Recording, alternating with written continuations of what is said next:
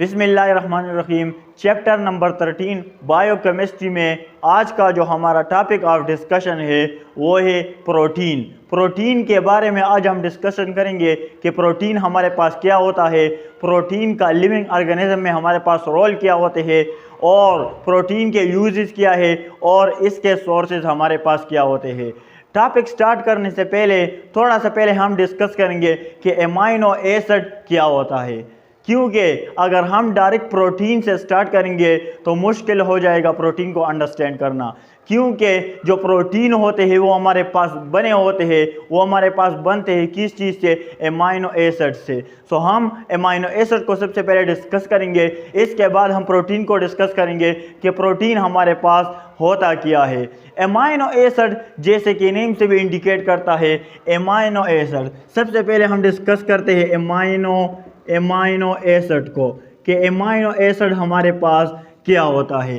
अब amino acid को amino acid क्यों कहते हैं, क्योंकि इसमें हमारे पास एक अमीनो ग्रुप होता है और इसमें हमारे पास एसिड भी मौजूद होता है। कैसे, अगर हम इसका स्ट्रक्चरल फार्मूला ड्रा करते हैं, एमाइनो एसिड हमारे पास सबसे पहला पॉइंट हमारे पास है, एमाइनो एसिड हमारे पास ऑर्गेनिक कंपाउंड होता है, ये एक हमारे पास ऑर्गेनिक कंपाउंड होता है। सेकंड पॉइंट हमारे पास है कि इसका structural formula, general structural formula इसका हमारे पास क्या होता है, तो इसका जो फार्मूला होता है वो हमारे पास होता है, कार्बन होता है, यहाँ पर एक इलेक्ट्रॉन, यहाँ पर एक इलेक्ट्रॉन, यहाँ पर एक इलेक्ट्रॉन हमारे पास होता है।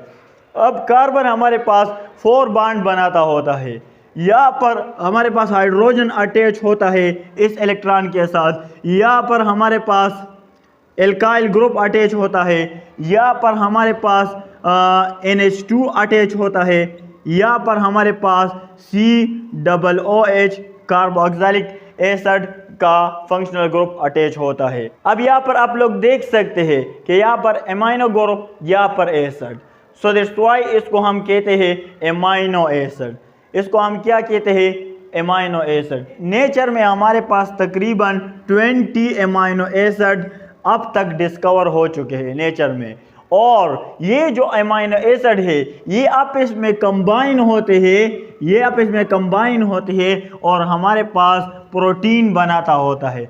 अब ये अमाइनो एसिड कैसे कंबाइन होते हैं तो इसको हम प्रोटीन में डिस्कस करेंगे कि अमाइनो एसिड किस तरह आपस में कंबाइन होते हैं। अब प्रोटीन जो है ये बने होते हैं एमाइनो एसिड से, प्रोटीन हमारे पास एमाइनो एसिड से बने होते हैं, और एमाइनो एसिड क्या होते हैं, ये हमारे पास ऑर्गेनिक कंपाउंड होते हैं, और इसका जो स्ट्रक्चरल फार्मूला होता है वो हमारे पास ये होता है। अब ये जो एमाइनो एसिड है ये प्रोटीन कैसे बनाता है, तो ये हमारे पास पेप्टाइड बॉन्ड के जरिए ये आपस में लिंक होते हैं और प्रोटीन बनाते हैं। एक एंड से हमारे पास एमाइनो एसिड होता है और दूसरे एंड से हमारे पास कार्बोक्सिल ग्रुप होता है, ये एक दूसरे के साथ लिंक होकर वाटर का मॉलिक्यूल हमारे पास एलिमिनेट हो जाता है और इससे प्रोटीन बन जाता है। अब इसको हम देखते हैं कि ये कैसे प्रोटीन बनाते हैं। तो एमाइनो एसिड आपस में कंबाइन होते हैं और ये हमारे पास प्रोटीन बनाते होते हैं। सबसे पहले हम ड्रा करते हैं एमाइनो एसिड का स्ट्रक्चर। तो हमारे पास कार्बन होता है, हमारे पास क्या होता है, कार्बन होता है, ये हमारे पास 4 बॉन्ड बनाता होता है। कितने बॉन्ड बनाता होता है, 4 बॉन्ड। यहाँ पर हमारे पास नाइट्रोजन के ऊपर एक हाइड्रोजन, यहाँ पर हमारे पास दूसरा हाइड्रोजन, यहाँ पर हमारे पास एल्काइल ग्रुप, यहाँ पर हमारे पास कार्बोक्सिल ग्रुप, और यहाँ पर हमारे पास हाइड्रोजन। ये हमारे पास एक अमाइनो एसिड हो गया। अगर हम दूसरे अमाइनो एसिड की बात करते हैं तो हमारे पास होगा क्या, ये हमारे पास कार्बन, यहाँ पर हमारे पास एक हाइड्रोजन, यहाँ पर हमारे पास NH2, यहाँ पर हमारे पास एल्काइल ग्रुप, और यहाँ पर हमारे पास कार्बन डबल बॉन्ड ऑक्सीजन, यहाँ पर ऑक्सीजन, और यहाँ पर हमारे पास हाइड्रोजन। एक अमाइनो एसिड हमारे पास है, एक अमाइनो एसिड हमारे पास ये है।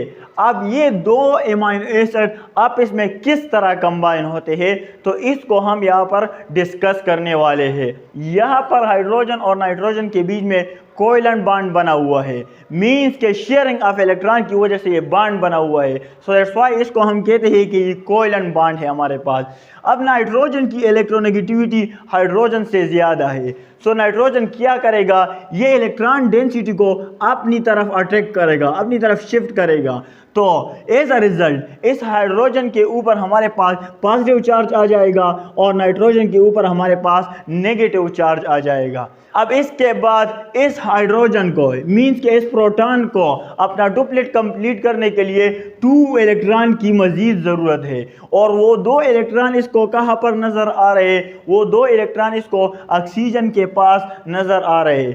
अब ये प्रोटॉन क्या करेगा, ये जाके ऑक्सीजन से लोन पेयर ऑफ इलेक्ट्रॉन को एक्सेप्ट करेगा और इसके साथ अटैच हो जाएगा। एज अ रिजल्ट हमारे पास होगा क्या कि इस ऑक्सीजन के ऊपर हमारे पास पॉजिटिव चार्ज आ जाएगा। क्यों? क्योंकि मैं हर लेक्चर में ये बात बताता हूँ कि केमिस्ट्री में जो species lone pair of electron को डोनेट करता है तो वो पॉजिटिव चार्ज को गेन करता होता है। अब ऑक्सीजन जो है ये पॉजिटिव चार्ज कभी भी बर्दाश्त नहीं करेगा। सो ये ऑक्सीजन इस पॉजिटिव चार्ज को ख़त्म करने की कोशिश करेगा। कैसे? यहाँ पर कार्बन और ऑक्सीजन के बीच में जो बॉन्ड बना हुआ है, यहाँ पर इलेक्ट्रॉन मौजूद है, तो ये इस इलेक्ट्रॉन डेंसिटी को अपनी तरफ अट्रैक्ट करेगा और ये बॉन्ड हमारे पास क्या हो जाएगा, बॉन्ड की हमारे पास ब्रेकिंग हो जाएगी। तो कार्बन पॉजिटिव चार्ज गेन कर लेता है और ऑक्सीजन से यहाँ पर पॉजिटिव चार्ज हमारे पास ख़त्म हो जाता है। अब यहाँ पर ये एक हाइड्रोजन ऑक्सीजन के पास अटैच है, यहाँ पर हमारे पास ये दूसरा हाइड्रोजन ऑक्सीजन के पास अटैच है। तो कितने हाइड्रोजन हो गए?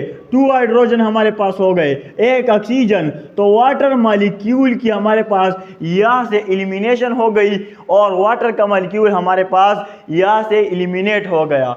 अब यहाँ पर नाइट्रोजन नेगेटिव और कार्बन हमारे पास पॉजिटिव, सो इन दोनों के बीच में एक बॉन्ड बन जाएगा और उस बॉन्ड को हम नाम देते हैं पेप्टाइड बॉन्ड का, या इसको हम कहते हैं पेप्टाइड लिंकेज।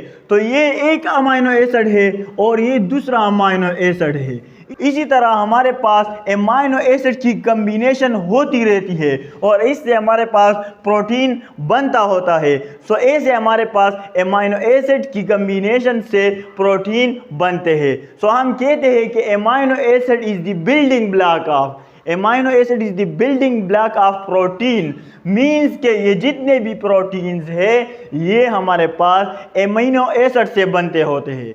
सो इस वजह से हम कहते हैं कि ये हमारे पास बिल्डिंग ब्लॉक है। बिल्डिंग ब्लॉक का क्या मतलब होता है? सपोज करें अगर हमें एक दीवार बनाना होता है तो हम क्या करते हैं, हम ईंट पे ईंट रखते हैं और क्या होता है कि हमारे पास वो दीवार बन जाती है। इसी तरह अमीनो एसिड आपस में एक बिल्डिंग ब्लॉक बनाते होते हैं, आपस में कंबाइन होते हैं और इससे हमारे पास प्रोटीन बनता होता है। सो ये प्रोटीन की हमारे पास क्या है, ये प्रोटीन की हमारे पास फॉर्मेशन है कि अमीनो एसिड से प्रोटीन किस तरह बनता है। नेक्स्ट पॉइंट हमारे पास है कि तकरीबन 20 अमीनो एसिड हमारे पास अब तक नेचर में डिस्कवर हो चुके हैं। कितने अमीनो एसिड? 20 अमीनो एसिड हमारे पास अब तक नेचर में डिस्कवर हो चुके हैं। नेक्स्ट क्वेश्चन हमारे पास ये भी उठता है कि कितने अमीनो एसिड आके एक प्रोटीन बनाता है?